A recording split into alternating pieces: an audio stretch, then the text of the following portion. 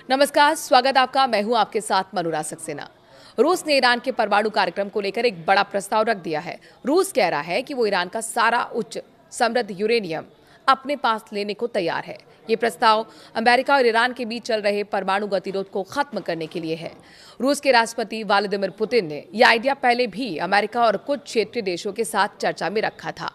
अब क्रेमलिन के प्रवक्ता दिमित्री ने सोमवार को फिर से दोहरा दिया कि ये प्रस्ताव अभी भी वैध है और टेबल पर है, लेकिन अभी तक इस पर कोई कार्रवाई नहीं हुई। प्रस्ताव क्या है, चलिए समझते हैं। ईरान के पास काफी मात्रा में 60% समृद्ध यूरेनियम है, जो हथियार बनाने लायक स्तर के बहुत करीब है।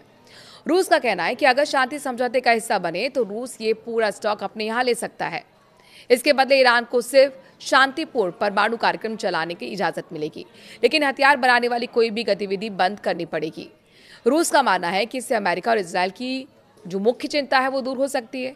ये प्रस्ताव ऐसे समय में आया है जब इस्लामाबाद में अमेरिका और ईरान के बीच 21 घंटे की लंबी बातचीत पूरी तरह से फेल हो गई है। इसके बाद अमेरिका ने हॉर्मुज़ स्ट्रेट पर नौसैनिक ब्लॉकेड लगा दिया है। दोनों तरफ तनाव बहुत ज्यादा है और दुनिया भर में तेल की कीमतें बढ़ रही हैं। ट्रंप इस डील को स्वीकार करेंगे? अभी तक अमेरिका की तरफ से कोई आधिकारिक जवाब इस पर नहीं आया है।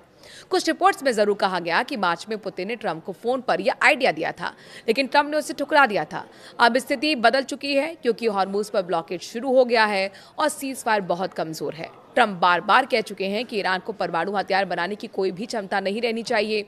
अगर उसका ये प्रस्ताव ईरान के सारे समृद्ध यूरेनियम को सुरक्षित रूप से हटा देता है तो ट्रंप इसे एक अच्छा विकल्प मान सकते हैं। लेकिन अमेरिका और इजरायल दोनों चाहते हैं कि ईरान पूरी तरह से यूरेनियम संवर्धन बंद कर दे।